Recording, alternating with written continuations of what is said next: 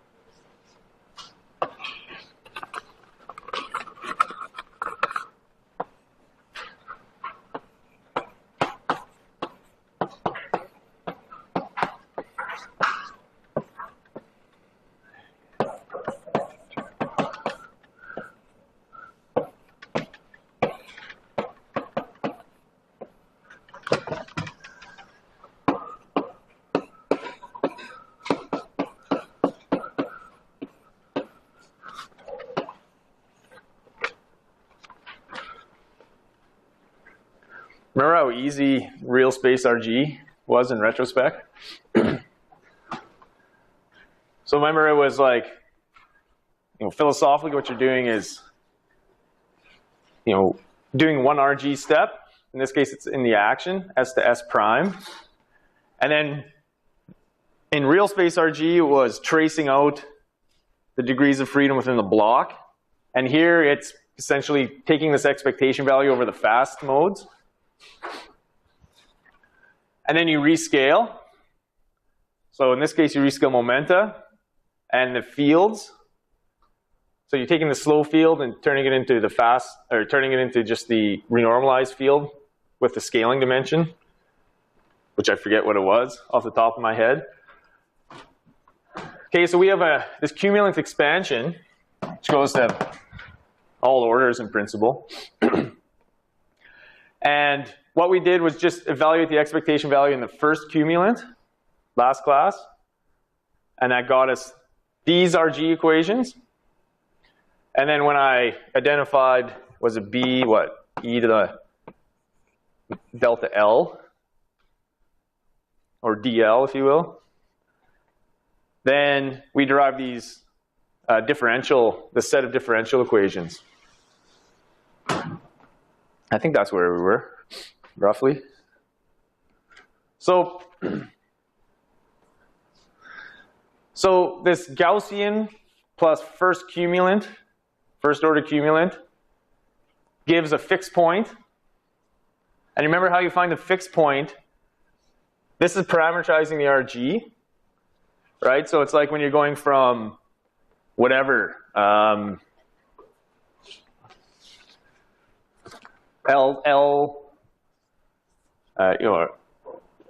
to R prime, U to U prime, and you're doing it in a very small step, sort of a vanishingly small step. This is the differential change in those parameters. So when those go to 0, that defines the fixed point. Okay, so in this case, it's trivial basically, because for this equation, it means U is equal to 0. Plug it in here, it means R equals 0. So that's the condition, if you will. dr du gives U star there, and where those stars denote the fixed point. So you remember when I gave general arguments for 2 dimensions? I was arguing that there's more than one fixed point. We still haven't seen that ever yet in this class. And it doesn't look like I'm going to get to it before reading week. So let's analyze these equations a bit more. Let's find okay, before I go to the second cumulant, which I will today, let's look at these first order equations and derive the scaling variables and look at the relevant and irrelevant operators and so on. Okay, so it's basically just practice with analysis of these RG equations. On the assignment, I might just give you a set of equations and say, there's two parameters, R, U, H, maybe whatever. And I'll say these are the differential equations, analyze the RG flows. So let's look at the analysis of the RG flows.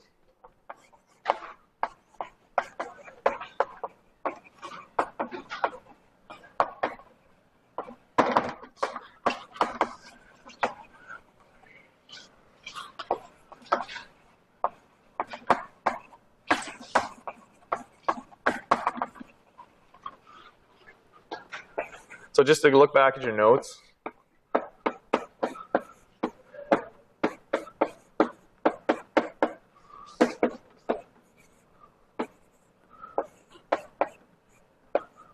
Make sure I get this right. Km.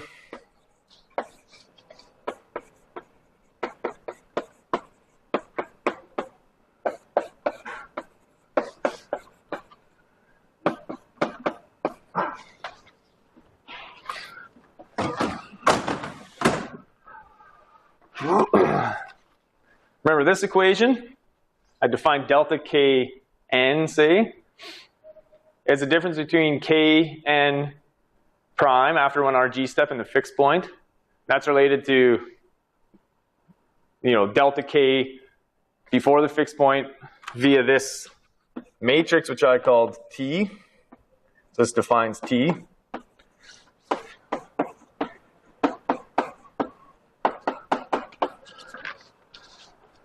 What are the K in our case?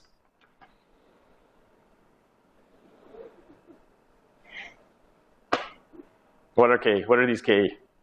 It's not a trick question. RNU. It's RNU, yeah. So we just got all of our notation mixed up. But remember, there's a set of parameters.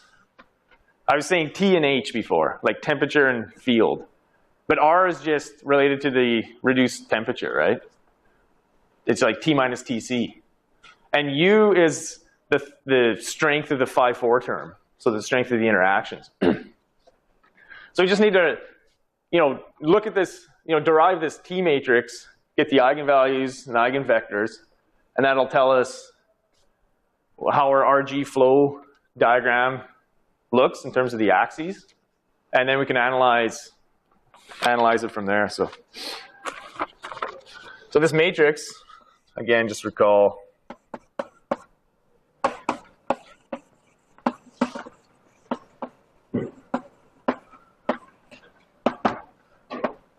We have eigenvalues and vectors.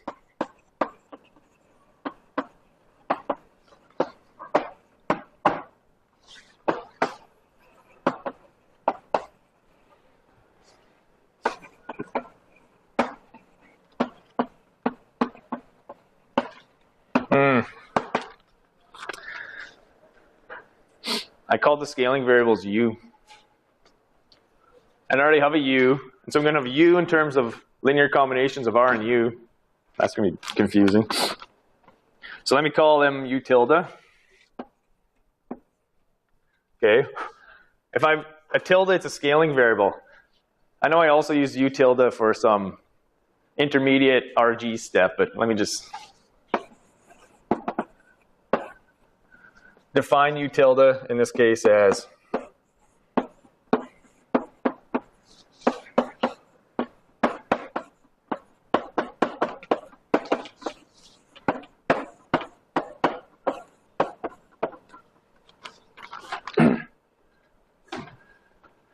okay, so N, you're going to have 2. It's going to run over, just R and U up there. Okay, and this is delta, if you will, delta R and delta U. So you need those eigenvectors in order to form the scaling variables. And the scaling variables U tilde are the axes of your RG flow. So they're the directions along which you have relevant or irrelevant flows. right? So remember we derived u tilde prime. Oh, it's a big prime.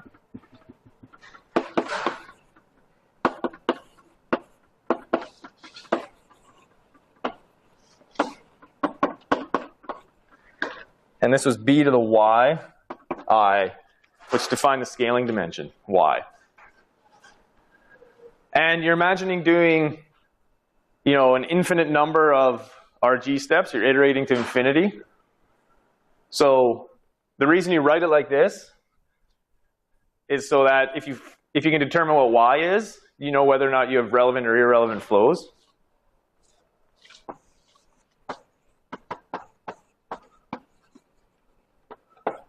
Relevant means you're pushing yourself, you know, successive iterations push yourself away from the fixed point, where if this is less than 0, then that scaling variable is irrelevant, and perturbations away from the fixed point, you just flow back into it. Okay? So let's do this for R and U.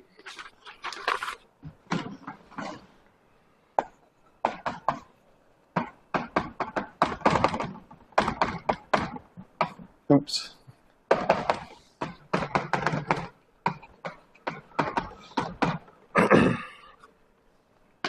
So I'll define delta R.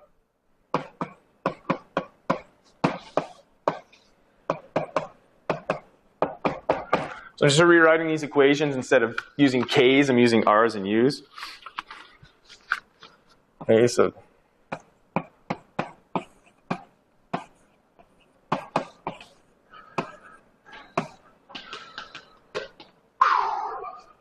three I1B squared.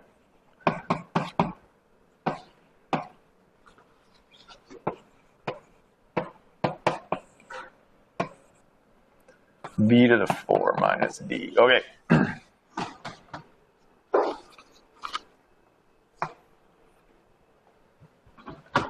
Right, so now I want to write this equation here in terms of T. So I'll define that T matrix.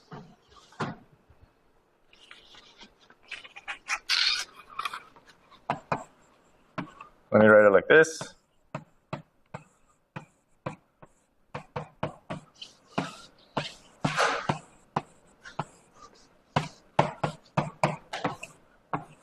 Okay.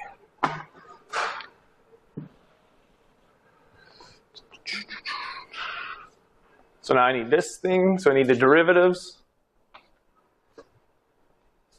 evaluated at the fixed point. So let's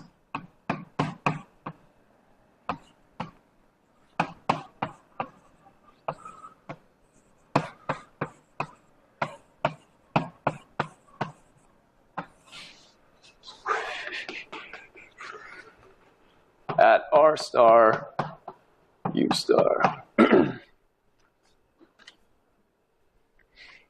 Okay, so that T is easy enough to figure out.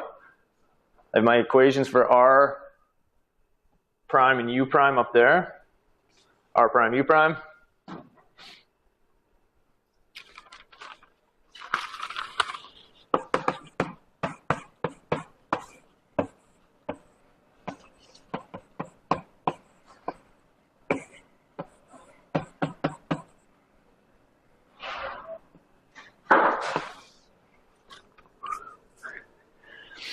Okay, so that's your matrix.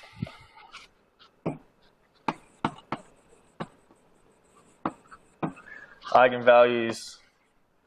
So I got two lambdas. One for R. Okay, now it's usually called T. Reduced temperature, right, is what's giving you R in the Landau theory. And then I'll call the other one U, I guess, which is B to the 4 minus D. So there's your scaling dimensions, right?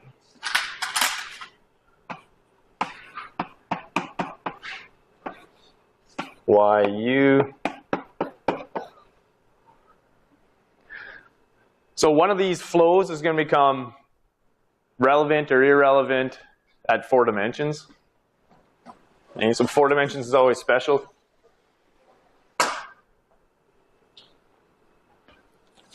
So let's look at the eigenvectors.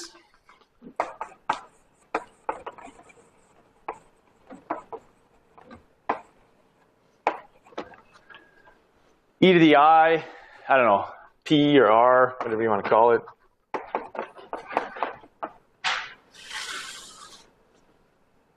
And U.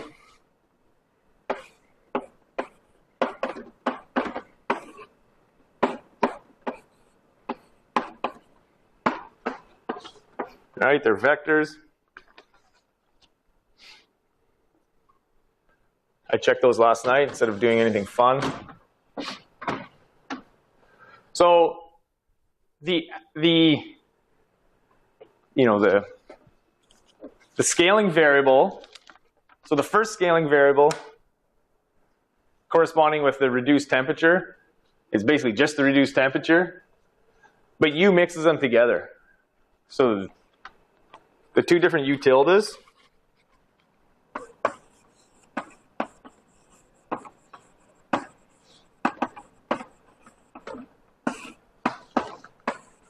so I'll call them U tilde. Again, it's just bad notation. So it's 1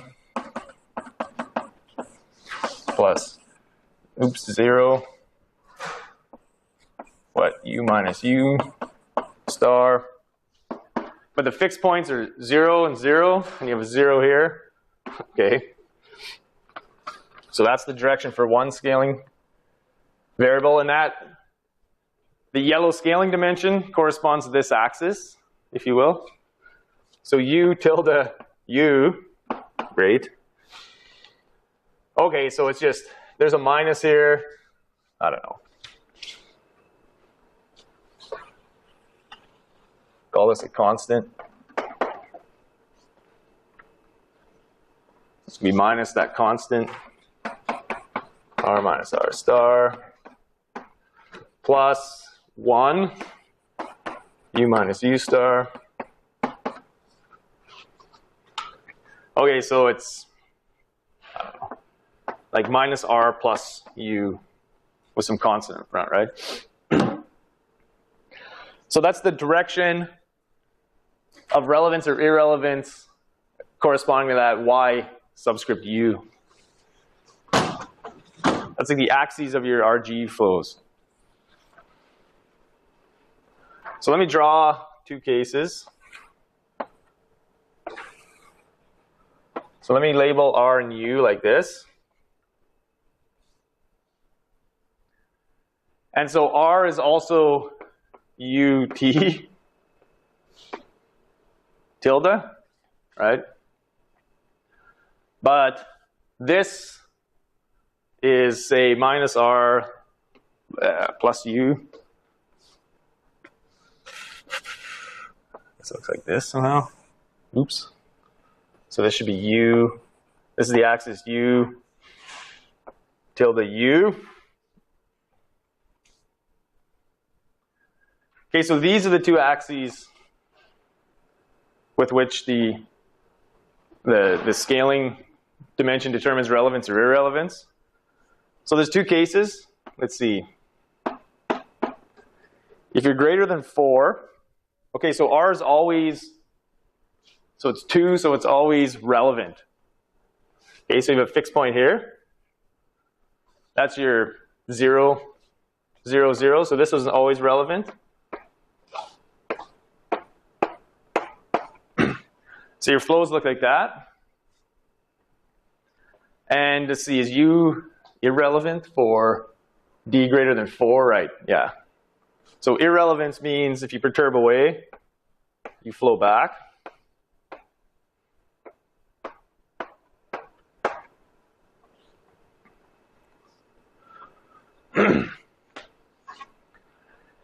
Okay, so it's like when you're in greater than 4 dimensions, it's like U in the sense of the interactions, the phi-4 term, they don't matter. They don't change anything with regard to this fixed point. Right? And this is like Hamiltonian space. So there's other flows out here. If you're not on these critical lines, you know, these ones look like this. Like this. So if you plunk some random Hamiltonian that you find in whatever your condensed matter, you know, whatever system, you plunk it down here, you just follow the RG flows and it tells you about the fixed points. So this fixed point, if you're in the vicinity of this fixed point, you're on one of these axes. Right? So if you perturb with temperature, you move away. If you perturb with, you know, U, then it's irrelevant and you move back. If you're in dimensions less than 4,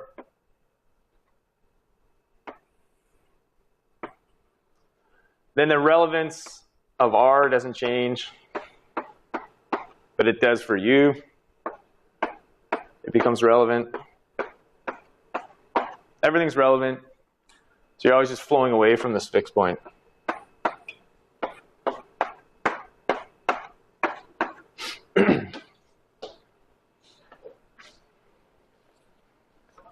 Okay, so what does that mean?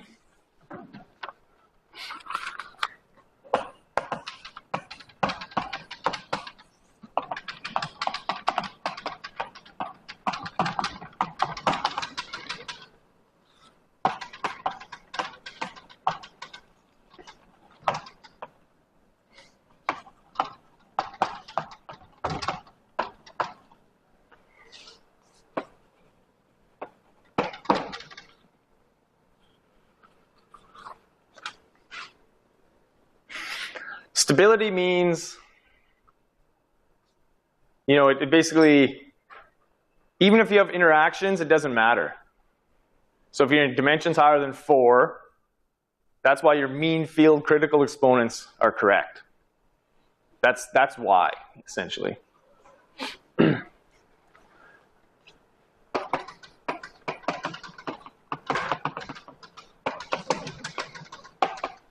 Expone.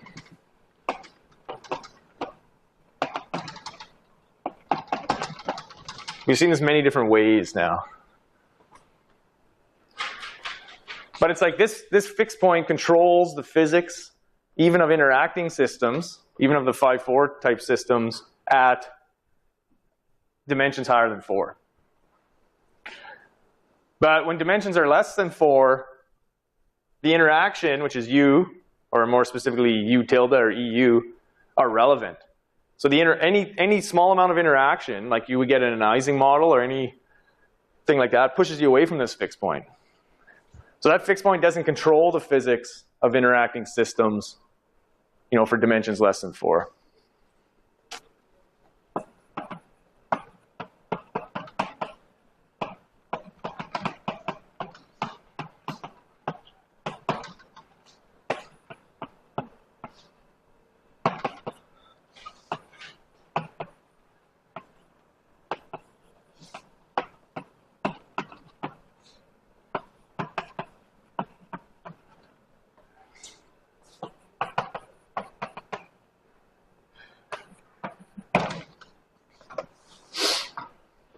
Okay?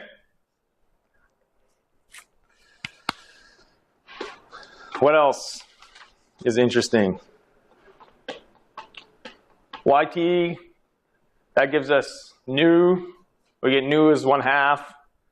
So you see what this fixed point is. Again, it's still the mean field or Gaussian fixed point.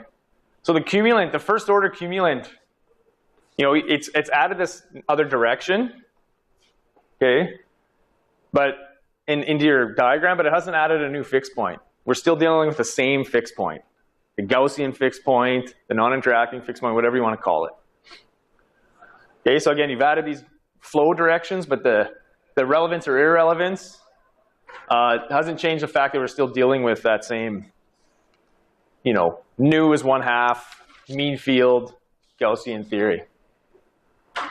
So what we need to change that is the next order in U. Okay, so that's just analysis of the first cumulant. So to get something non-trivial, in that second cumulant, we expect terms, let's just think about what we're going to get. We're going to expect terms that are like u squared here, right? And, okay, so I can imagine something like a u squared, b u squared from the second order.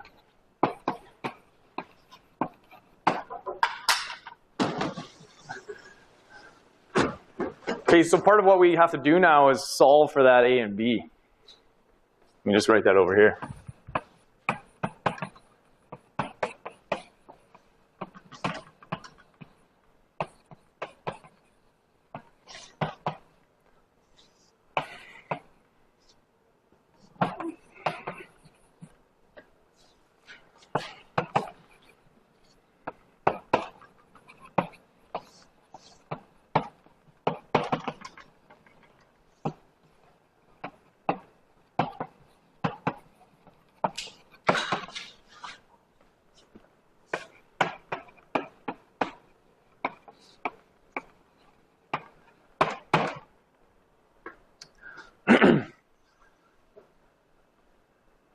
So once you look at that,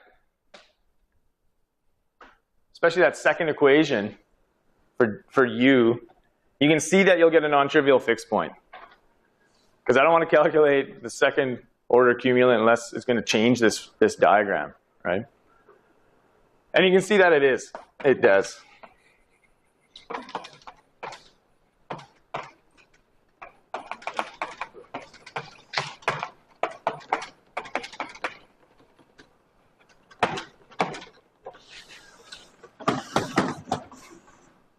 So you'll get something like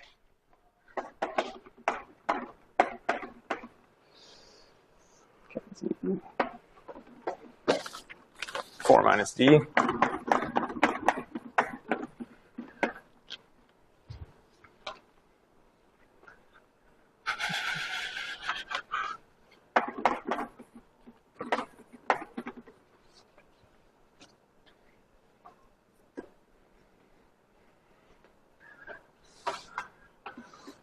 I think what will happen is the sign of this thing will actually be negative, but it doesn't matter. So from that equation, you'll get something that, to solve, you'll get the trivial fixed point when u star is equal to 0, but you'll also get something that's like, I don't know, u is 4 minus d over b, right? Maybe minus 4 minus d over b.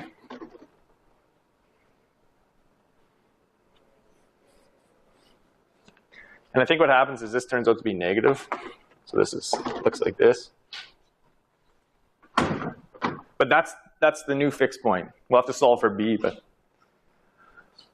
So what we're doing is a systematic sort of perturbation theory in the RG equations, the differential RG equations, with this parameter u, right? Because the more cumulants we add, the higher order in u we get. And we did this once already. Remember, we did the Gaussian theory plus fluctuations, and we studied u through dimensional analysis, and argued that u is not going to be a small parameter in that case. So in this case, we're going to have the perturbation theory controlled by u described by this. Okay, so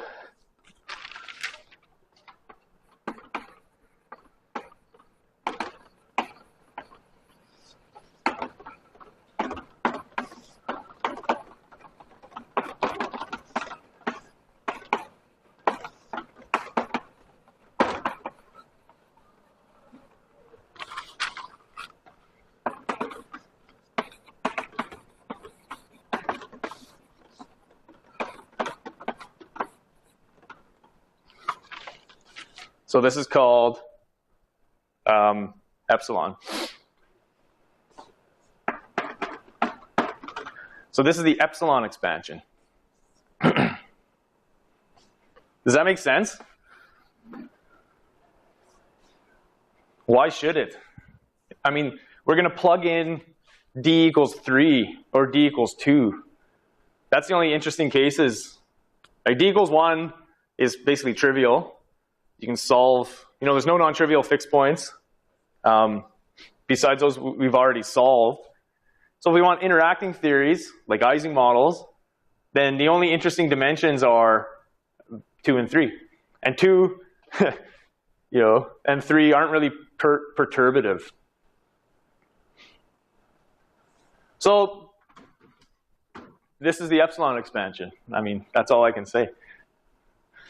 This is the state of the art, essentially, in handling interacting theories, like the Ising model, with analytical field theory techniques. And it basically works. It works okay. What we're doing is in this cumulant expansion, now we're going to develop Feynman diagrams that deal with that second order cumulant.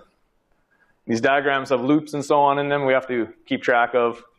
And when you hear people talking about 2-loop calculations and things like that, what they're doing is they're just doing higher and higher orders in this perturbation theory, in this epsilon expansion. Okay, and in many cases, this is controlled, or we understand how we can control this perturbation theory, even for d that are 3 or 2. But in some cases, there's problems. But again, this is basically just the state of the art. Okay, is that clear? Does it make sense? This is where we're going. Questions on this? There is no after the fact arguments. So what's going to happen in the epsilon expansion is if you look at the exponents, we're going to get corrections. Okay, so like 1/2 will have a correction at the next fixed point. This fixed point here is called the Wilson-Fisher fixed point. Okay, which essentially Nobel Prizes were given for. So the one that we're working towards, the one we're going to get in the next order. So you get corrections to the critical exponents, and those corrections look like they're getting better because the critical exponents are known numerically, either through series expansion or Monte Carlo, like you guys are going to do. So you just, you look at what this gives, and you look at the exact answer numerically, and it looks like it's working. What happens, though, is if you start doing higher orders in epsilon squared and higher, then you actually start seeing that your answers start getting worse and worse again. And people took a long time to understand that. So, but now they understand. I'll talk about it later. They understand it in terms of resumming a geometric series. And so there's some deep physical reason why these types of perturbation theories give you a geometric series in the critical exponents, which I don't know. So I mean, this is what theorists think about. So the meaning of small is relative to what? D is a natural number. Yeah, D's the dimension, the physical dimension of your system. Is it small because of D, or? No, it's not small. The point is, it's not small. The epsilon expansion requires the perturbation theory to have a small parameter, but in reality, the parameter is not small. But that's it. That's all you can do. That's, again, the state of the art for interacting systems. It's like this. If you ever done spin wave theory, 1/s expansions, you have Holstein-Primakov bosons, you do 1/s. Then you set S to 1/2. That's not, it's a half, right? It's 1/s isn't all that small. So sometimes these things just work. And if you want to know why, you have to become a field theorist. Okay, so let's do the second cumulant. Okay, so this is this equation, right? So keep track of what we're doing. So we're basically deriving B, and we're not going to need A. What did I write? A over here. We don't need the second order term in the R equation. It doesn't give us anything new. So really we just need the second order term in the U equation here. So we need this term. And then we're going to derive the the differential RG equations and do the same analysis that I just did for this new fixed point, which is called the Wilson-Fisher fixed point. Okay, so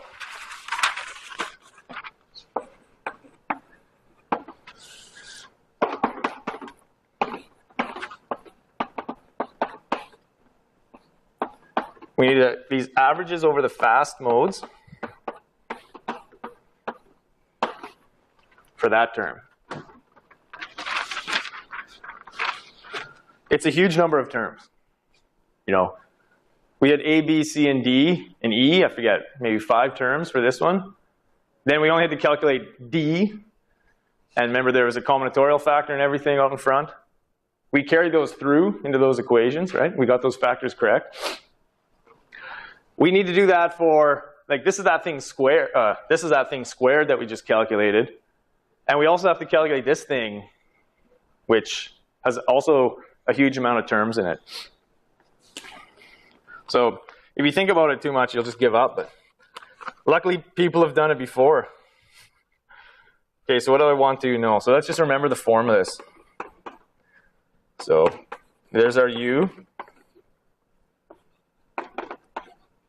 There's our integral. The delta function, K1 to K4. And then we have these 4 terms, which were fast and slow modes.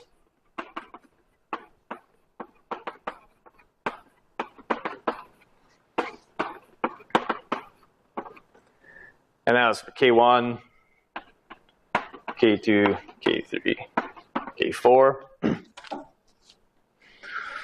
So we're going to develop a graphical representation of all the different terms in this second cumulant.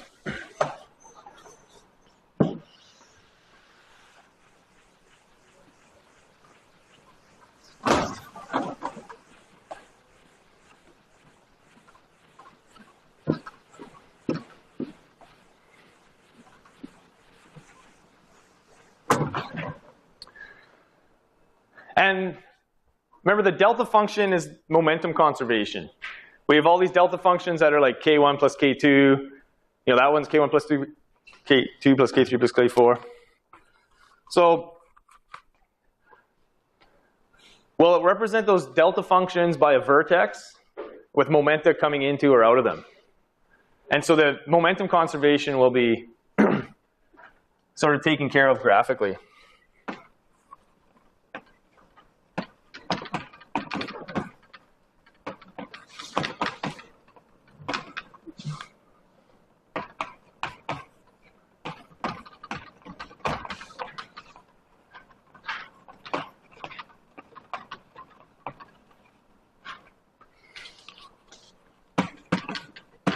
Okay, so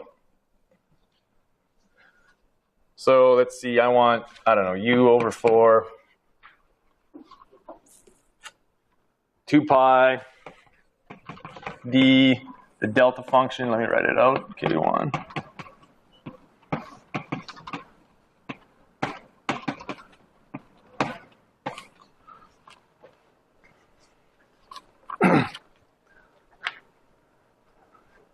That's a dot. And then I'm going to have the 4 momenta coming into it or out of it, the 4 fields. So there's always 4 fields, but they could be slow or fast. K1, K2, K3, K4, like that. And the arrows represent the delta, 1 plus 2 plus 3 plus 4 equal that central point. If I had 2 fields, delta K1, K2 in the delta function, they would just have 2 arrows. And so what happens in that type of term, remember we have slow and fast fields, and so sometimes these momenta correspond to fields that are we have to average over. When we take this expectation value, they're fast, and sometimes they're slow. So let's make them different colors. I'm going to regret this.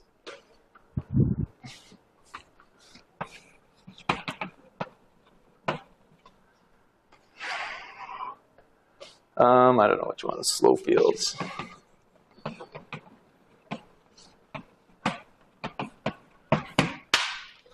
And fast fields will be yellow.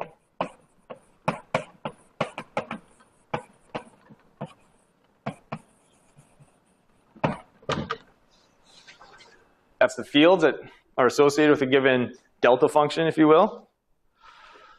So let me write one example. So if I had u, k1 to k4, let me do too slow. That's k1. And then too fast.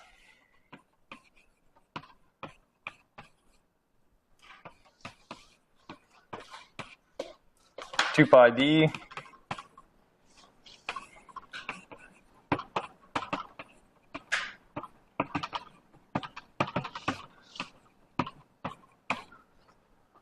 Okay, so that would be like, you know, the term that has this, this, this, and this, right?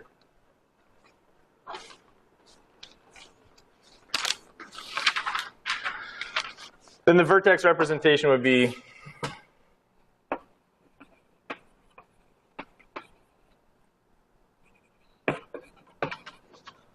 there's my delta function. I got too slow and too fast. What are they? Fast fields are yellow.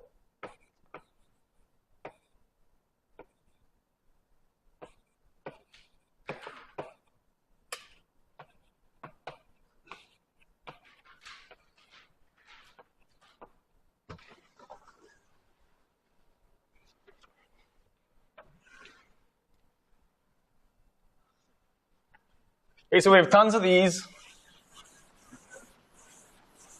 Basically vertices that we have to organize our calculation with.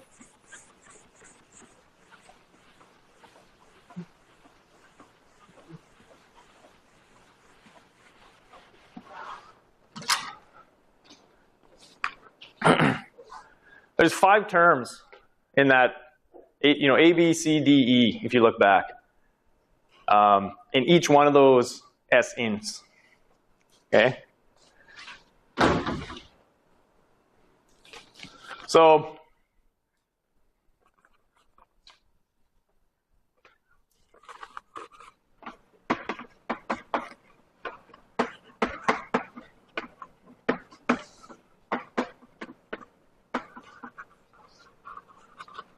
let me write those. So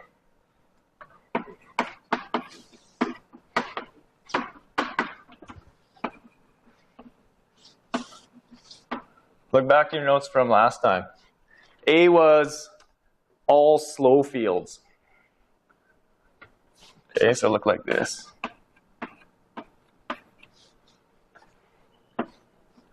B was all fast fields. It just gave us a constant, so I didn't care about it. I forget how I did this. Which was, D was the one we kept, right? So D was the one with too fast, too slow. Too fast, too slow. And the other one had odd terms. So probably C had 3 slow. Yeah, so C had 3 slow, and E had 3 fast. I said by Wick's theorem that C and E didn't contribute because they had an odd number of fast fields. Is that right? Yeah, you were C and E because of cutting those number of yeah. fields, and D is the only survivor which has a coefficient of 6. But so now you have these terms kind of like, you know, inside, you got to square them inside the expectation value and then subtract off the expectation values that you basically already calculated. Okay? So another simplification is once you take the average right? Once you integrate out the fast fields, okay, so say you had, I don't know, yeah, say you had the D term here. When you do the integration, what you're doing is, graphically, you're connecting those two, field lines. Because you're getting rid of the field dependence. You're integrating over it, right?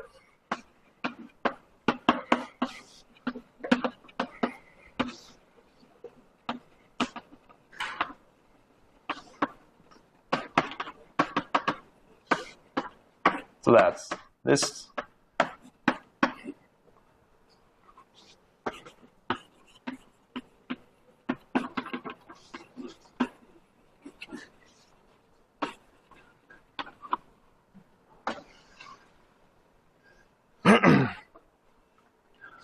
Okay, so let's see if that's the one I want up there. Right, so if I average that term, right, so U over 4, K1 to K4. I got my two slows, which aren't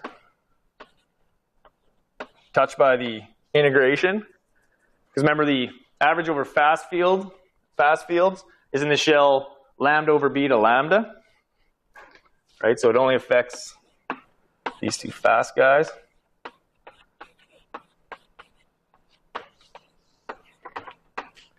And then you have your delta function.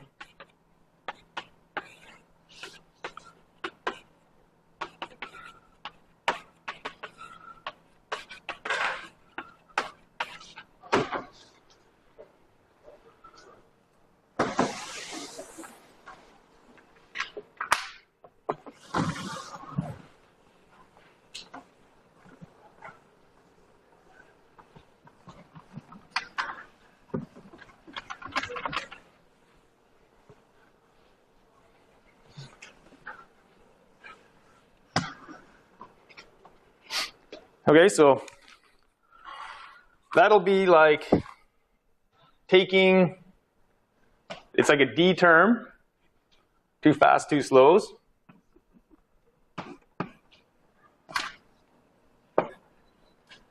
Let's see, K3 and K4 are yellow.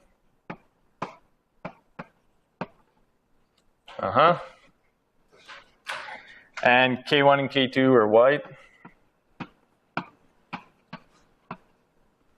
And when you perform that integration, you're connecting the yellows. And that's what tells you what conservation momentum looks like. Because the arrows tell you the sign of the momenta.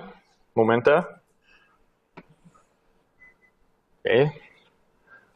So these two whites are these two boys here.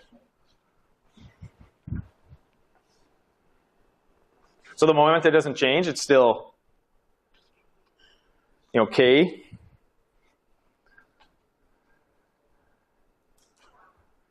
But this one here has only one direction possible, right? So, well, you could, if you draw like this, and we already did this diagram, so we labeled Q, remember K3 had to equal, this is minus K4 equals Q, and then this one is K3 equals Q.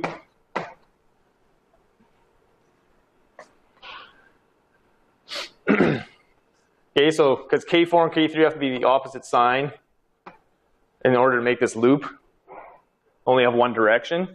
So that's your conservation momentum that comes from the delta functions. So I'm just graphically doing the term we did last class. And so we know what that was. And these ones here, there's another constraint on the delta function. And we call that one K.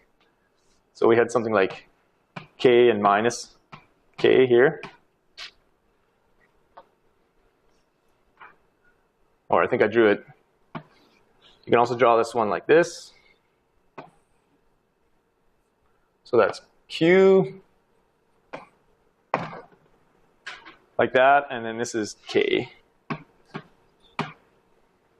And then you can say this is K here. Depending on how you do this arrow, right?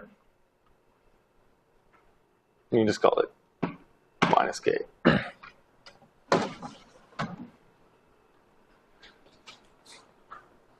Yeah, so just look back at what we did last class.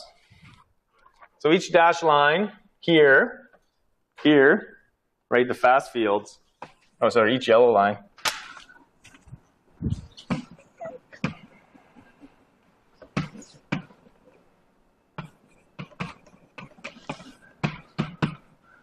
Gives us integral.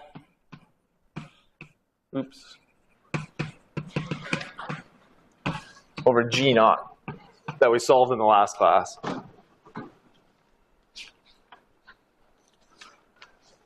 And remember for the, what term is this? The D term, there was 6 of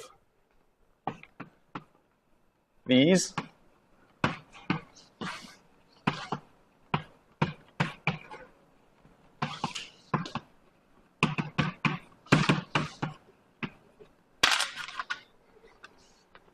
So it's 6 times u over 4.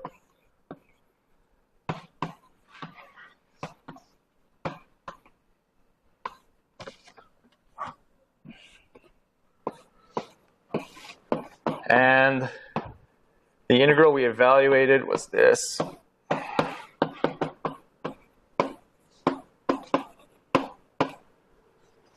Okay, that's from last class. So What's that minus sign? what minus sign? Where you've got on the bottom right leg, it's got minus K. Oh, just because I pointed it inwards. So yeah, here. Yeah. So K2 is minus K1. Right. It's still pointed in previously as well. In the reverse direction.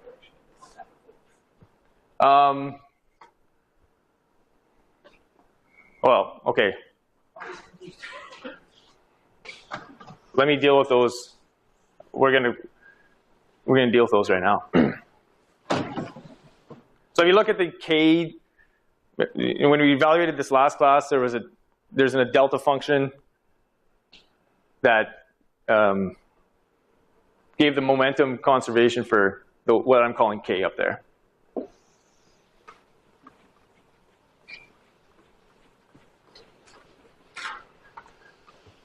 I just don't want to rewrite everything from last class. So let's do the new terms and look at how all these momentum make sense.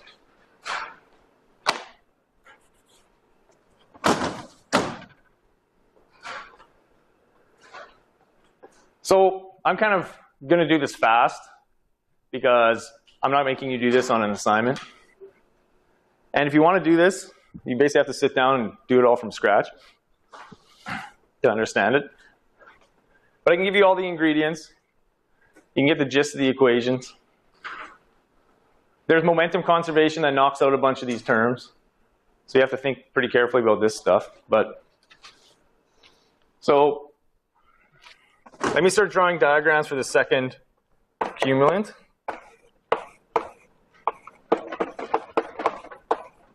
And we'll look at these momentum conservation rules more closely.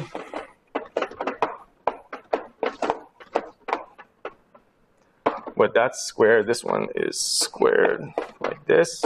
Okay. So let me draw this in terms of diagrams. So 1/2.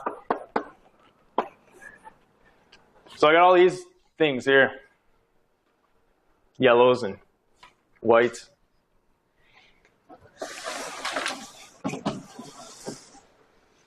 I'm not going to draw them all, but you're going to get terms that look like s squared. So you're going to get terms that look like this. Plus, wait. You know, all possible combinations of these things, right? You need ones that are just fast, ones that are just slow.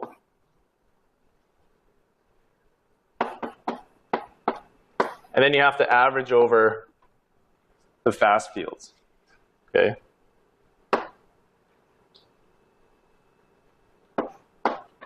There should be 25 terms there, right?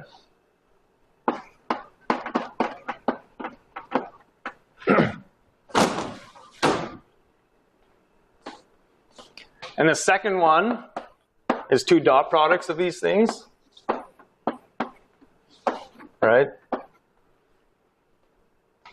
And A plus B, whatever.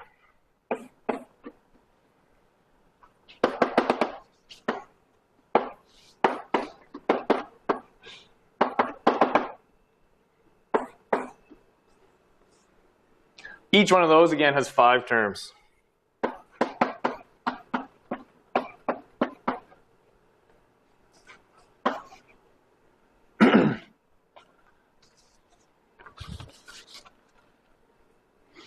Okay, so we're not going to obviously write these all out. We're just going to think about kind of the symmetry of the diagrams. So averaging, taking this expectation value, so like in here, it means connecting these legs together, because you got to integrate out those fields in all possible ways. All possible combinatorial ways.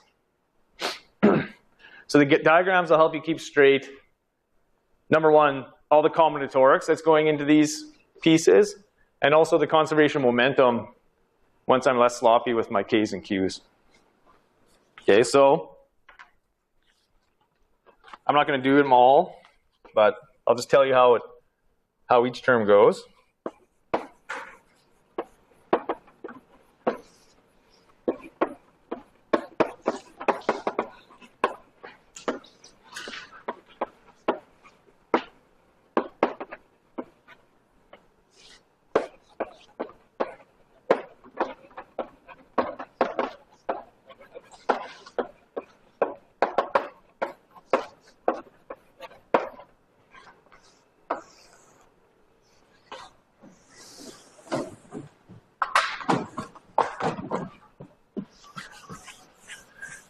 So there's many combinations of diagrams and different ways of connecting these legs that don't contribute to the calculation. Just like we argued, I don't know, the B term doesn't contribute in the first cumulant, or the C and E terms don't contribute. So you just have to make note of these.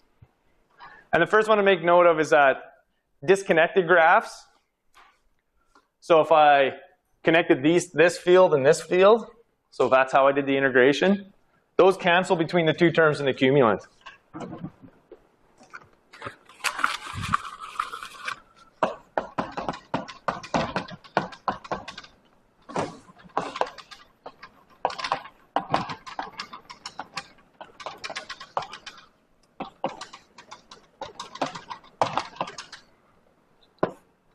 So let me draw those flat.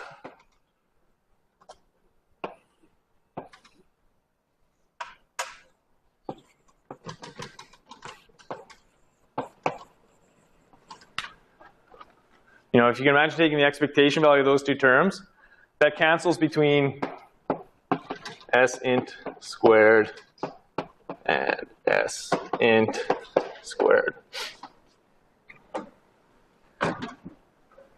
It's called the linked cluster theorem. Only linked clusters contribute. So your dash the black means. Oh, sorry, yellow. It's dash in my notes. Where did I write dashed? Oh, dashed, yeah. I didn't have a color pen when I wrote these notes. Okay, so this is called the linked cluster theorem.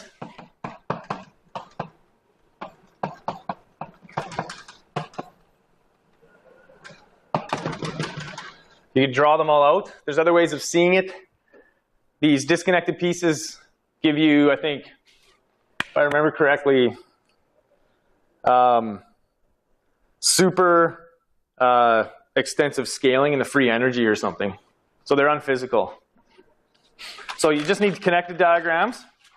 So it's like taking those two on the upper left and connecting those legs together.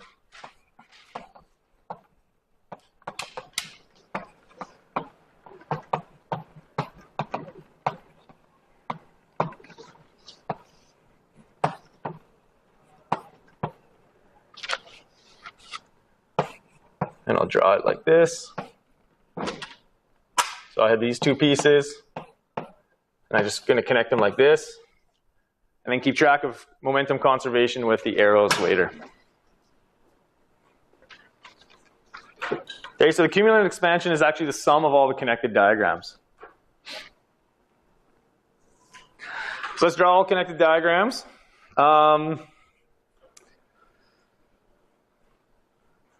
If we have two, now we have different numbers of fields, right? So if you have 4 fields coming out, that's 4 slow fields. You can have 2, 4, and if you have 6, if you have 8, then you're populating terms that are past 5, 4 in S prime. Okay, so let's organize the diagrams in terms of how many slow fields we have. That tells us how, if we start with 2 slow fields, that tells us how R is renormalized.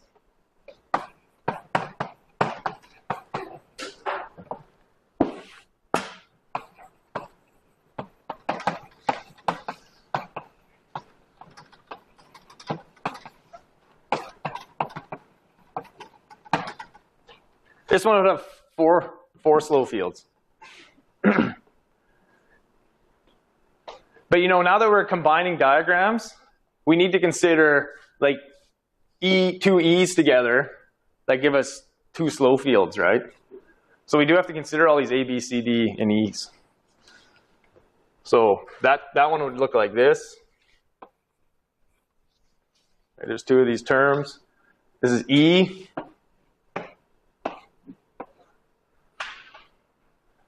How many of those terms occur? Right? Well, they all look like this in the end, but there's many different ways of combining. This leg could go here, here, here. This leg could go at any of the remaining 2, right? So you have to keep track of all the combinatorics of these types of combinations. And when you do that, you get basically the number of diagrams that look like this. Okay, so 6 ways to connect let's see, any 2 lines here, right? This one goes 1, 2, 3, right? 4, 5, 6. So it's like 6.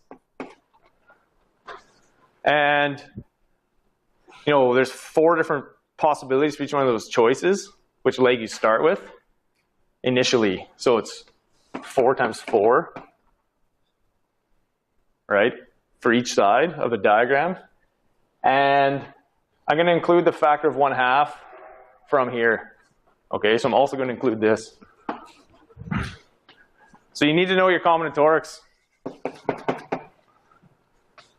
And that, which is 48, that number goes in front of all of those diagrams. So every possible diagram has a number like that associated with it.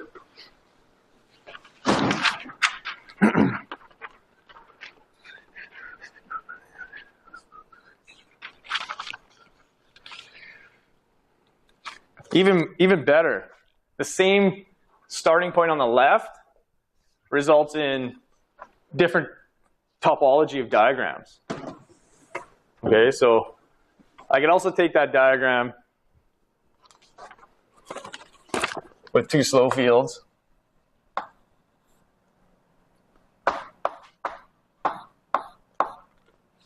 And connect some of the slow fields within a diagram to themselves, right?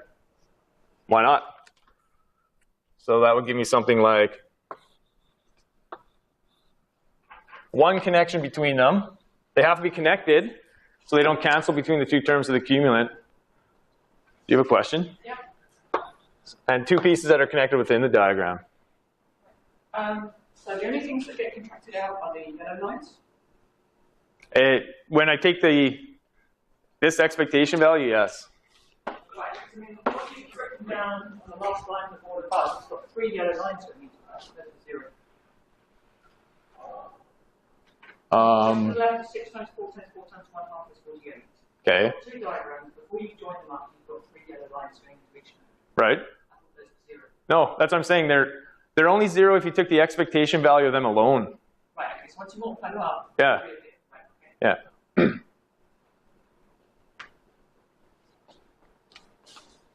I mean, some of them are still 0.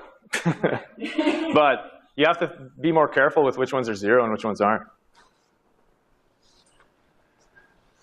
4 by 4 by 9 by 1/2. Obviously. No. I hope, anyway. There's 72 of these. It gets worse. What's another one? Oh yeah, right, you can have this, and you can have the term that we threw away, the B term, because you can internally connect the B term and then connect different combinations there. So that would give us a diagram that looks like this.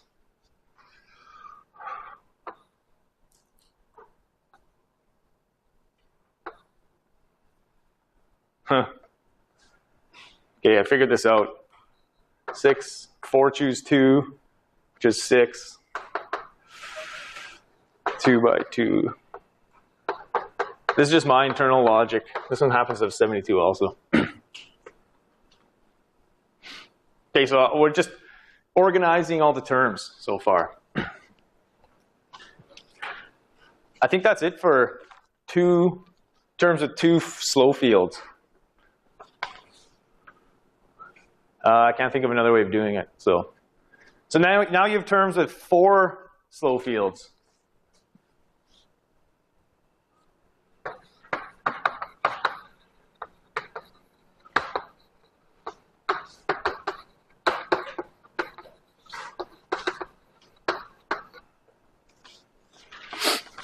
Okay, so you can have something that's like, I already did one of these, didn't I? Maybe not. So like this piece here, giving a diagram that looks like this. This one can be connected here 2 ways. This one can be connected here 2 ways. There's 6 orientations of picking these, so it's 6 by 6. 2 and a half.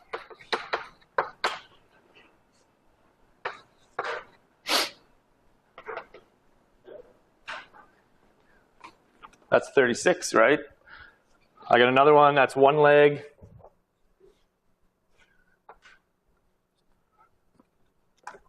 On one side, and then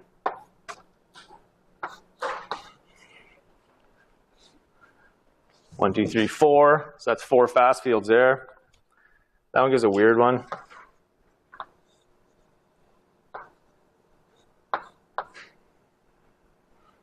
Looks like that. The combinatorial term is 48.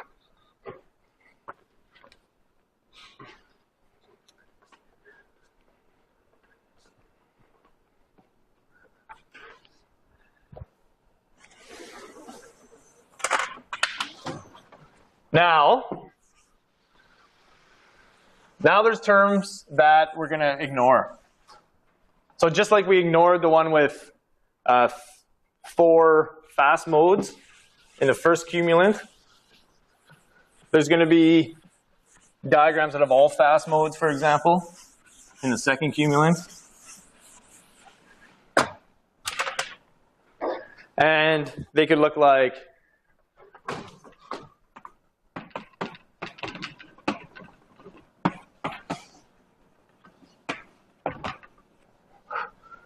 they're going to be all yellow. So they could look like this.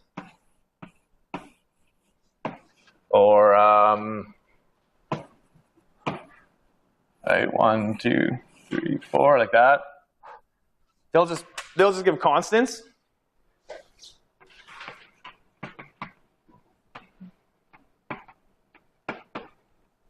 And you're also going to have terms, importantly.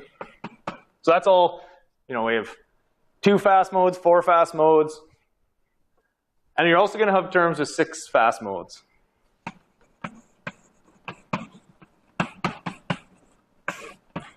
Because you're going to have a diagram that looks like 3 coming in,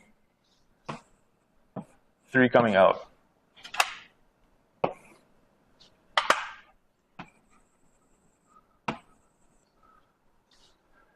So see, what happens when you do this, you're just thinking about all the terms you're generating here, is you're going to get a term that is higher order in the renormalized fields than 5-4. This is what I told you happens in the 2D real space case, remember? Remember we did real space block renormalization group in 1 dimension, and the Hamiltonian after 1 RG step was self-similar. It was just nearest neighbor interacting. What I said, I didn't do it because it's a waste of time, but in 2 dimensions, the Hamiltonian is no longer self-similar for real space block decimation. You start generating next nearest neighbor, and next nearest neighbor, and so on. So what's happening in the second cumulant for this momentum shell RG is you're going to get terms that look like this, which have 6 slow fields. And those 6 slow fields, after rescaling, just turn into a phi-6 term. So it's like your nightmare. You're generating terms in the action which don't exist previous to that RG step. So what do we do? Why is this okay? Why are we not just quitting right now? Can you guess?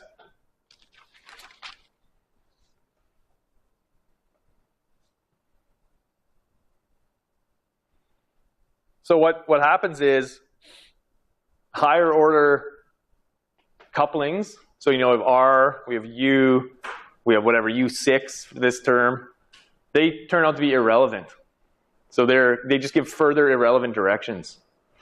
So even though your RG space starts getting higher dimensional, all of these extra terms like this, which I'll have to show later, become irrelevant. So we don't have to include them up to order U squared.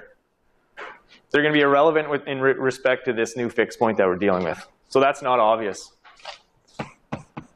So don't panic on this one. So even though this shows that, I guess you can say the parameter space is enclosed,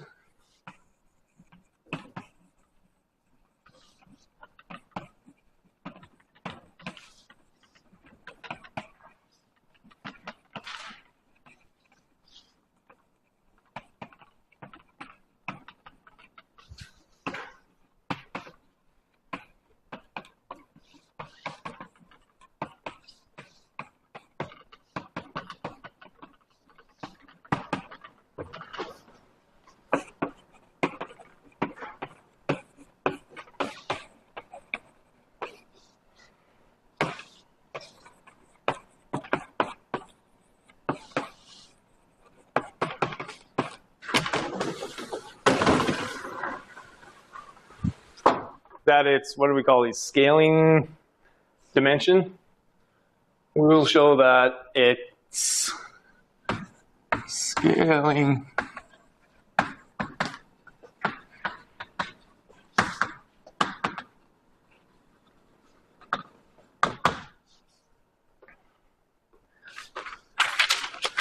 Okay, so that wouldn't be obvious if this was the first time you did this calculation. But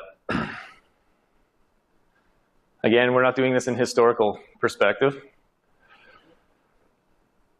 So let's write down that second cumulant. Let's just keep track of what we're doing. So it's 1/2 s squared interacting minus s interacting squared. So we have a whole bunch of terms, and you want to keep track of them.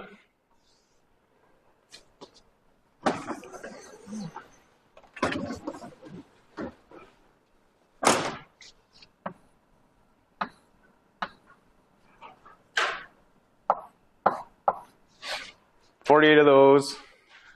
72.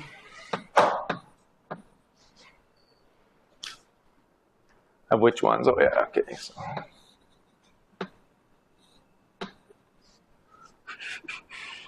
These are connected with a fast field here.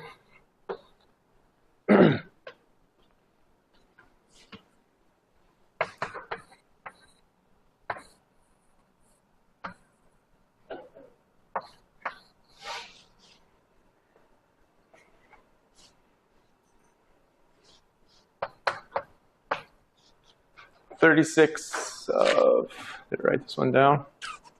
Right. That one. That one, 36 of that one, let's see.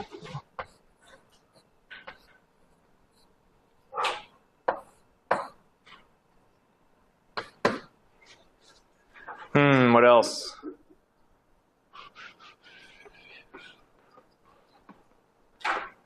That one has 4 fields. That was 44 slow fields. That's 48. I hope you can see the difference between yellow and white.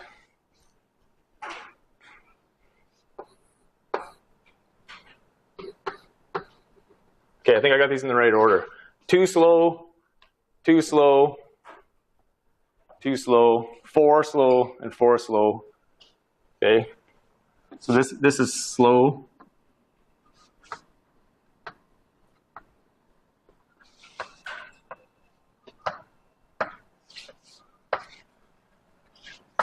And this is slow, and this is slow. And that's it. Easy in the end, right?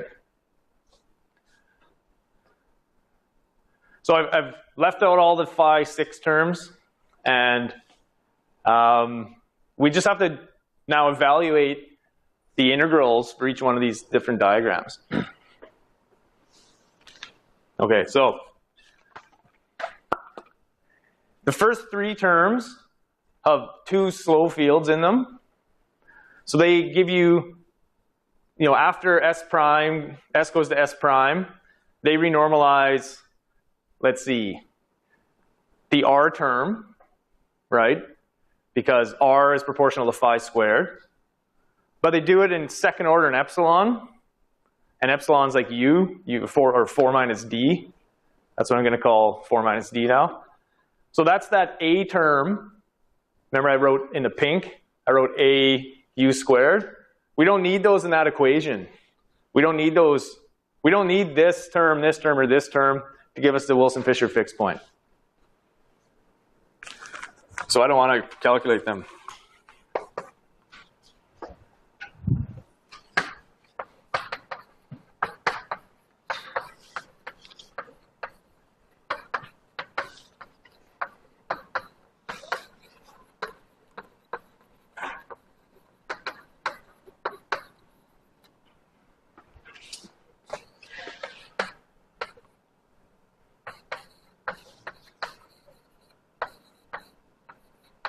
Epsilon squared.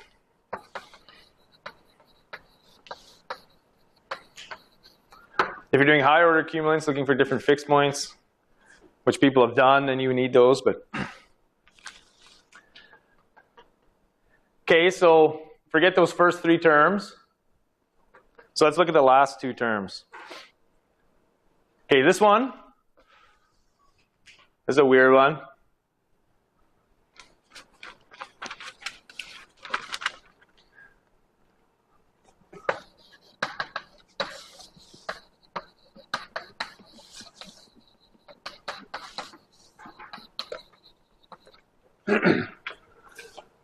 Let's put the momenta on that one.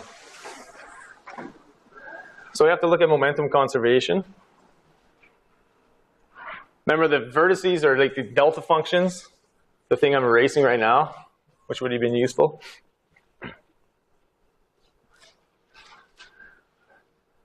So I can label momenta on that last diagram and think about what that means. No, I want slow coming in. Okay, so slow field coming in, then fast, fast, and 3 slows.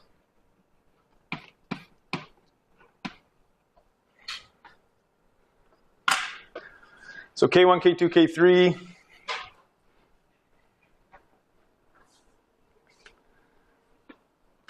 I'm not going to write the integral. I'm just going to tell you the answer.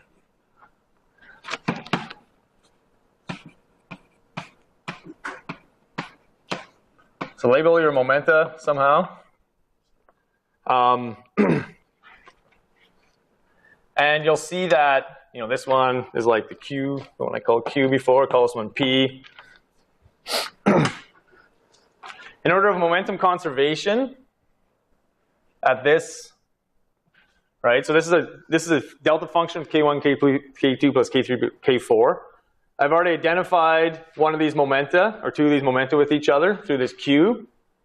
Okay, so it means that K1 has to equal P or minus P, right? To satisfy that delta function, whatever way you draw P.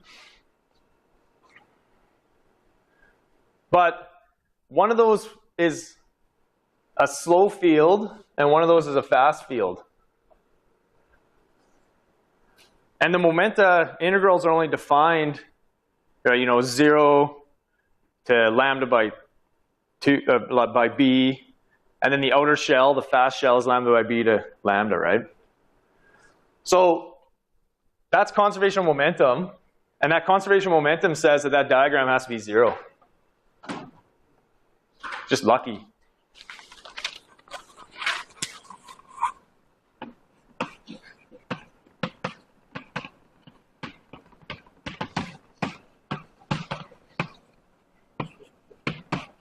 So what I've called K1 is slow, and P is fast. So what did I say? K1 is within the inner sphere, and B is less than P is in the outer.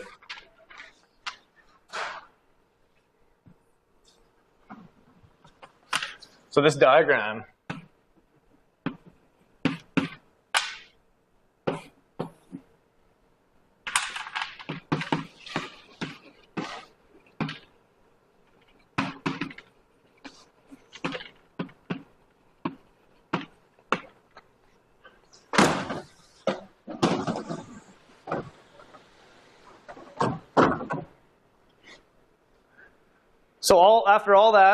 after I scared you with all this, the only diagram you need to calculate is actually this one here.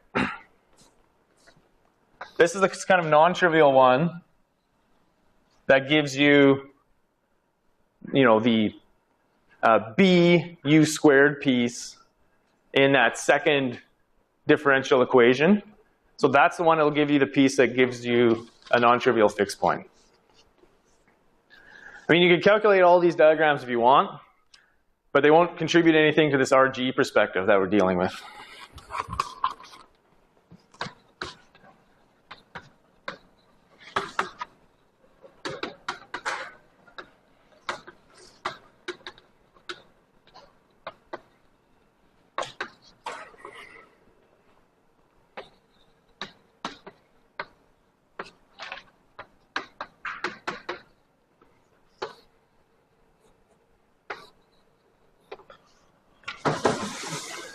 And there's conservation momentum here.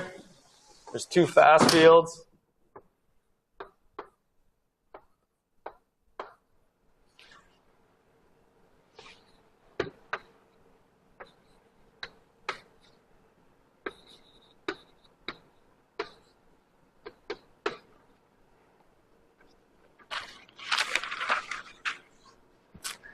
Okay, and we'll start evaluating this diagram and looking at the RG equations.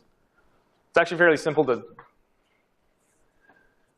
evaluate, but it'll give us the differential equations that we will analyze. I guess we'll do this after the break.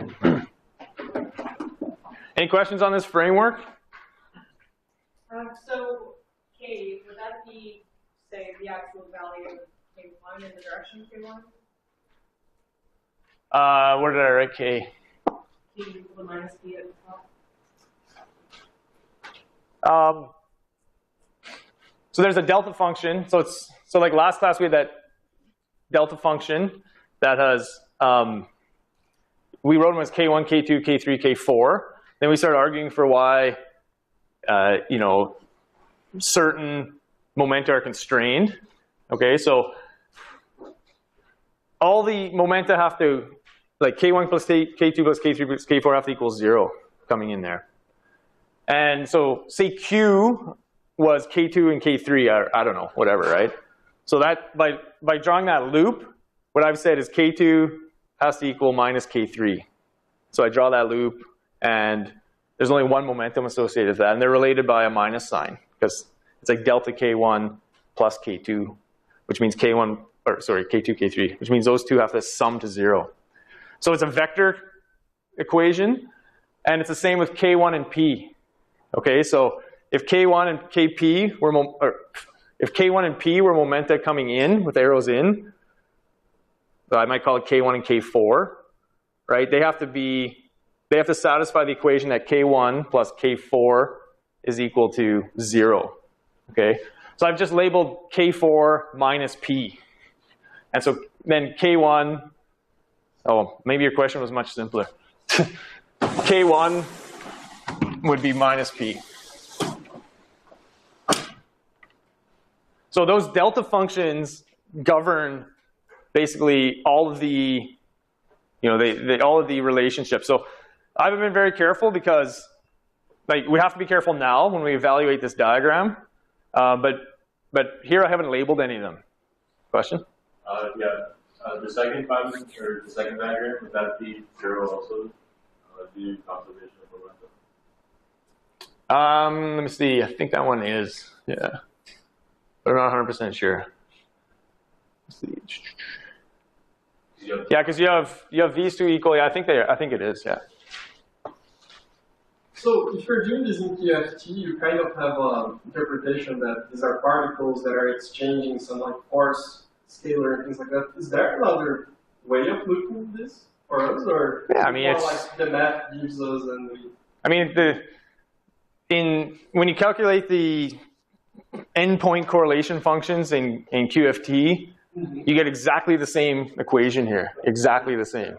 And the reason is you have a cumulative expansion when you have these endpoint functions, and you just interpret. I mean, you're interpreting these momenta as the momenta of real particles. That's all it is. So, you know, it's the same calculation exactly, but the interpretation here, you know, is just somehow coming from a different place. But the theory is so simple that it's exactly the same. So if you do a 5-4 theory, like when I teach 733, that's the perspective I do. I have 4-point functions in basically the 5-4 continuum. You get exactly the same equation. So you'll see it everywhere. That's why I know what these are, because they're in every book. So yeah, so this is just another place it crops up. So here we're not really calculating like a 4-point function in terms of an expectation value. We're calculating the 4-point function is this perturbative epsilon expansion. But really that's what those expectation values over the fast fields are. They're just correlation functions, right? That's what G0 is. It's the 2-point function, right? So I would say the only, you know, I went through the combinatorics fast, but make sure that 36 makes sense to you in terms of different ways to connect this diagram, because I think this is the most important one at this order. Okay, that's all we're really going to do, I think, with Feynman diagrams. It's just lay this out. So, okay, so let's be more, the momentum's confusing, but we're going to deal with it after the break. I'll talk about the delta functions again, what conservation momentum means, because now we need to calculate this diagram. And from that, we'll get the RG equations, we'll get the Wilson-Fisher fixed point, and probably after we analyze that, we'll move on to something else. Okay, we'll calculate the critical exponents, and maybe we'll look at continuum systems. I wouldn't mind doing the Kosterlitz-Sallis transition before the end of class, since that just won the Nobel Prize. It's interesting to know what a Nobel Prize is worth. This is worth 1 Nobel Prize for maybe Ken Wilson, who figured this out. And so, yeah, why not? You know, all you do is you take the field theory, and instead of Ising, you make it O2. So it's like, you know, it's now a vector that lies in plane. Do the same type of analysis, and in 2 dimensions, you get a Cossett-Salas transition. So there you go. Another Nobel Prize. If you had only done it first, you would get the Nobel Prize. Amazing.